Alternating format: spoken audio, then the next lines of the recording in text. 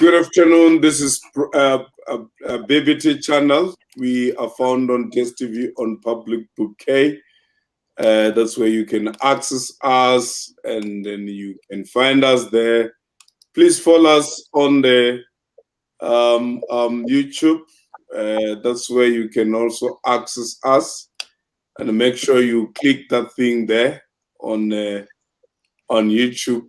Make sure you do press that thing. So with me, I am with my friend, my Bishop Tebe, who is also a member of African National Congress, and who is not just only a member of an African Congress, he's also a bishop, who is pastoring a church, and a very influential man, and a man who stick by his word, and a man who is trying to bring change into a very difficult territory. And then that's the man that will be talking with him, and then we'll be looking at the issues, the consequences, or the challenges that we are facing due to the pandemic, or rather say COVID-19. What are the challenges that some of us or some of you are facing due to these diseases across the country? So if you have any comment, you can send it below. We'll be talking to him. He's an influential man. He is in position, so he's not just any ordinary man. So the man who is in position in the African National Congress. Good evening, Baba. Good evening, Bishop. How are you? No, I am blessed. Yes, I am definitely blessed. It has been a long time. We met sometimes at the church here, Muruti Mukuba. That was the last time we met. How is everything in Soweto since the COVID, and what are the situation there? Yes, good evening to everyone, and good evening to the viewers and the listeners right in their comfort of their homes. With the name of our Almighty, let me greet everyone who has made time to switch on the BBT. This is a channel of choice, and this is a channel of hope. And I would like you to be with the hope that we are going to give you. Bishop Hangwi is a man, is a super flex man. He's always in the midst of all the things, be it in good ones or bad ones, he's always there. His views are untainted. His views are super, and he doesn't pull back. You know, he stings like a bee, and he can fly like a butterfly. And trust me, the man sticks to his word. Good evening to everyone. May the good Lord bless you. What a wonderful evening we're having here. Without taking much time, let me go straight. Look, COVID-19, from the time that it was introduced into level 5, as the religious people, different religions, we experienced a lot of difficulties. Remember, it was a new approach to us. It was not something that we were used to, you know. And now, with the new level 4, we are now beginning to experience some new challenges again. One, in general, in the Joburg region in particular, you will then see that people are beginning to learn and then begin to understand what is the president meaning when he says that we are now under level 4. In some pockets, we find comfort in our homes, we pray in our homes, we take up spiritual issues in our homes. But the reality is that we need to go back to churches. You remember, church is a refugee in times of trouble, in times of difficulty. So that spirit, sometimes it fluctuates in our days. It goes up and down, up and down. But yes, we will win as we go along the way. And that is the short part of it, Bishop Hangwi. And then, do you think the church was consulted when these regulations were put it in? Not fully, and not really 100%, but a certain portion of the churches were consulted, and some other areas were gray areas, if I might put it like that. The communication was not that extensive, but we were lucky on our side because we were able to receive communication on time to say that the possibility is that the COVID-19 in 2020 in 2020 to 2021 seems to be taking or eroding a lot of people in the space. Now, the consultation processes were done via social media, and other pastors were not able to access it on time. But majority of pastors were able to reach it. But because of the understanding and the interpretation of the regulations, they have found it very difficult in some other cases. But the reality is a certain section of the religion was contacted and other sectors of religion were not consulted fully. And then what do you mean when you say a certain sections of the religious were consulted? What are you talking about? Are you talking, because I want the viewers at home to be clear on what we are talking about. Are you talking about a particular people, and who are those people? Look, you would remember that we had some household names in religion way back during the apartheid era. In this case, it was the SACC. So the hegemony or the power of the SACC has been playing itself very big in South African politics. But then the country was not well informed in terms of how are we represented by the SACC. And you will see that after 1994, you will see that a number of other religious organizations came into existence. And these organizations were not fully recognized by the government. The government was still holding much to the SACC, and in so doing, it then began to realize only late that you've got Amazayoni, an organization called Ikayale Zayoni. You've got other organizations like the All African Federation of Churches. You've got other organizations like the Charismatic Churches. They've got their associations. Now, their voice, in some way or the other, they were not necessarily taken into account when decisions were made. In other words, you want to tell me that the government, it's not recognizing the smaller voices, if I can say. Not to say it's not recognizing, but the government was not aware 100% of their existence and their allegiance. Mm-hmm. Yes. And this is very difficult. Okay, what do you mean that the government was not aware? Because each time when we are towards the elections, the government does call these Amazon, does call these other smaller organizations. Now, you want to tell me that this government, it only recognizes people when it's towards election. That's what you want to tell me. That the truth of the matter is that this government that is ruling us, it only recognizes other people when we are towards the election. Let me put it in this fashion, and I know that you will understand better. When organizations are not led by cadres, it is very difficult to understand who is leading those organizations and where he or she is coming from, you see.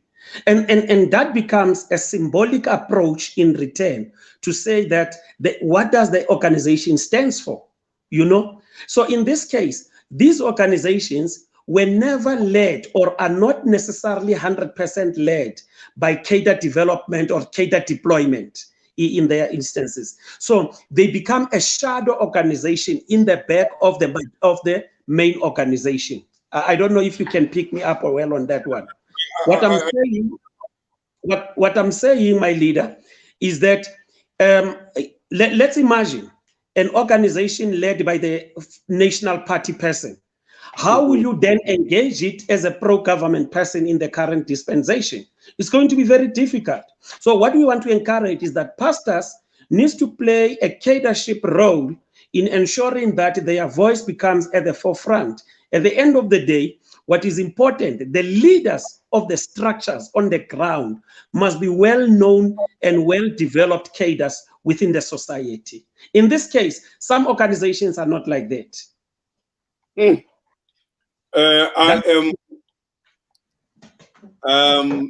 That's very good afternoon. We're going to take a short break and then we'll call you. For centuries, the vast landscape of Limpopo has thrived under the watchful eye of the various kings, queens, and kingdoms, whose reigns have been the pathway of its people to this day. Limpopo has 5 diverse districts, each with its own distinct offerings. Capricorn, the heart of business. Bembe, home to the majestic baobab trees. Mopani, bearer of the marula. Waterberg, the golf and safari destination. And Sekhukhune, the melting pot of culture and heritage. This is the land where the raging waters of the Mogalakwena and Mariko rivers meet to form the great meandering Limpopo River. A river that provides a lifeline to the thousands of local species inhabiting the grasslands and forests on either side. The land where the hulking Waterberg mountain range traces a jagged edge on the horizon, reaching nearly 2 kilometers into the air, into the vast expanse of the Waterberg biosphere, the only savanna biosphere reserve in the world, with 3 national parks. Mapungu were to the north, Marake led to the west, and to the east, the world-famous Kruger National Park. These beautiful nature reserves set the stage where predator take part in an ancient and deadly battle for survival. To the north, with their roots growing into the heavens, are the ancient trees of Messina's baobab forest, a place where trees... With me, I'm joined by my brother. He's my brother, this one, Bishop Tebe. And then before we go to the break, we're discussing the issue that does that mean that the government only recognize the smaller organization only when we are going for elections? When there's no elections, there is no recognition. Now, Bishop Tebe, there is these things that I've noticed in our government, or the people that are in power, the people that we voted for them, is that when it's not the elections, they are not with the masses. But then when it's in the elections, that's when they goes with the food parcels and all these things, which those things are not sustainability. Now we have COVID and our people are not visible. What is your take on that? Yes, correctly so. You will realize that we launched the Interfaith Desk in Johannesburg, which was then launched by the executive mayor, Jeff Makubo. And may we wish him a speedy recovery. He's in hospital. When I checked yesterday, he's still recovering due to the same condition of the COVID-19. And our prayers are with him and all the pastors. May we also pray for him for his speedy recovery. So what is happening is that the Interfaith Desk has then looked holistically into the approach that the food distribution, the food resilience program and all that. So currently we were to contact and communicate with all the people that the churches must play a role in a society in the distribution of the food parcels. It is not only in terms of the interfaith, but it is now everyone in the nearby area. In other words, the church must not only look after its people, but it must look at the surrounding community where the church is taking place, block by block, street by street, area by area. So the fact is that the whole matter of the food parcels was mishandled during the first 2020 by March COVID-19. So only now that we have reshaped it, and I think once the government can confirm when the food parcels are available, then the distribution is going to be done by the churches and no one else. And we have made an agreement to that with the city of Johannesburg in particular, that would like to say churches must come forward and be part of the Interfaith Desk, and they come with their requirements in terms of documentation of the church, the authenticity of the church, and then we'll be able to share the food parcels through to them. But their responsibility remains key, that it's not for the church members. Comrade, sorry to call a comrade Keda, of my bishop, is that why do we give the food parcel? Because it's not sustainable. Why food parcel? Why can't we be? We have looked into that in terms of the sustainability. But why can't we not be productive and give something that sustains a person instead of giving a person a food? That person is gonna eat and then what?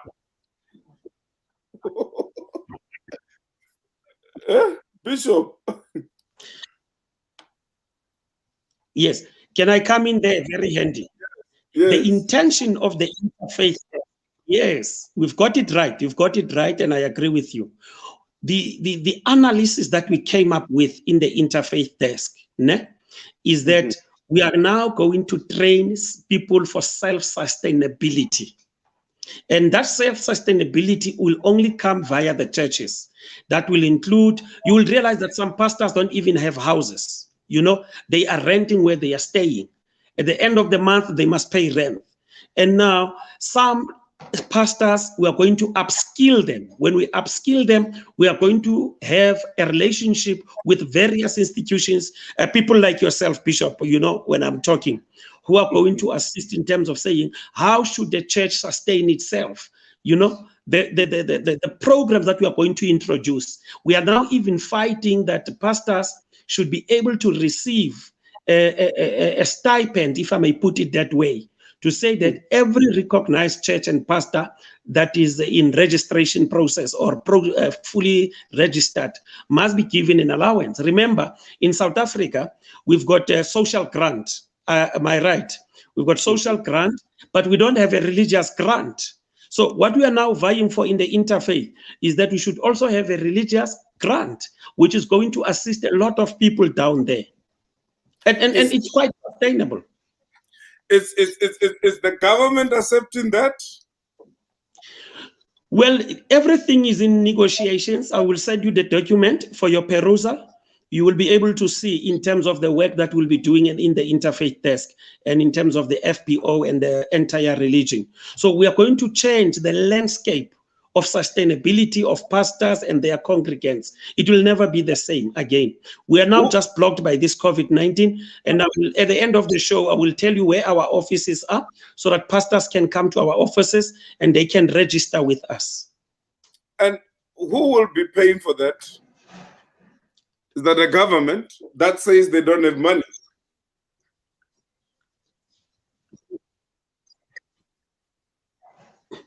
Look, in terms of the scope, we've got a partnership. We are going to establish more partnerships with bigger corporates, you know. I don't want to mention them right here now, but we have already started. A number of companies have already approached us where they want to play a role, and also establishing a religious fund that will also be administering ourselves. Now, from that religious fund, we are going to make sure that we share the knowledge of all the pastors. We're also going to teach them in terms of the investments, in terms of the students, requirements, and a number of issues that are there. And then you will see once it kicks off the ground and the fund is made available, then we'll be able to say that each and every pastor that is with us will be getting an allowance of this much. So it's not going to be the government only, but we've got the ability to negotiate outside government for the funding of the religious fund. As an interface, what are you doing with this disorder? As an interfaith, what are you doing with this disorder that is taking place in Johannesburg? Are you with me? Yes, I'm with you. As an interfaith, what are you doing with this disorder that is taking place, in particular in Soweto and Johannesburg? I mean, it's church every corners, and there's disorders there, and then there's things that you can't tell whether it's a church or it's people doing their own things, and people fighting, people disobeying the COVID-19 regulations. What are you doing as an interfaith? Look, remember, we come from a very stigmatized background, whereby resistance was the order of the day. And to change the mindset, it will take us another time, but we are very patient with it. But we want to encourage all the religious leaders across. They must be able to adhere to the regulations and be able to listen to the government. Allow me not to quote the biblical scriptures because I'm leading an interfaith. Interfaith is not necessarily, but it's a group of different religions, you know, Hindu, Muslims, Rastafarians, traditional healers, and other religions as well. And Christianity forms the core part of it. So I don't want to quote from the Bible. I would rather talk in an approach that is reachable to everyone without quoting the scriptures. But we want to say that all religious leaders must subject themselves to their rulers. In this case, the rulers of the world are the government that we vote for, that we put in place. And so, shall we be seen not fighting against the government, but rather working with the government? But we have a right as pastors, as imams, as traditional healers, to reprimand the government from time to time where it is going wrong. Now, all these social ills that we see, for example, you will see that in each and every corner of Johannesburg, there is a church. When you look at this church is run by foreigners. And these foreigners are hardly even 3 weeks or 4 weeks in the country, but they are legitimate to operate in there. But when you look, what is their spirituality? Get me right. What is their spirituality? What is their gospel preaching and teachings? That is where we have a problem. And that's where we find resistance and lawlessness. You see? But you've got very good churches that are able to listen, that are able to comply, that are able to say, I am willing to it. Come again? Yes. In terms of legislations, what are you doing? In terms of... I can't hear you. In terms of legislations, of bringing a legislation that will be able to actually... Can you hear me? Can you hear me? We seem to be losing Bishop Tebe due to COVID. As you know, that we are working remotely and sitting in our different comfort zone. But I can't pick you up. Bishop Tebe?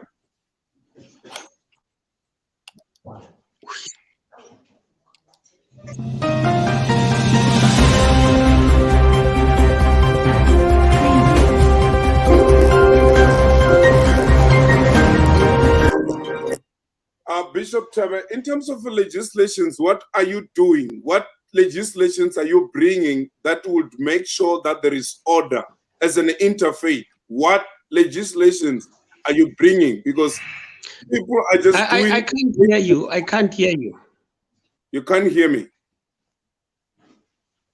Oh, thank you. We seem to be losing Bishop Tebe. Thank you so much for having this time and listen to the COVID challenges as we'll be talking tomorrow. Thank you. Bye. God bless you.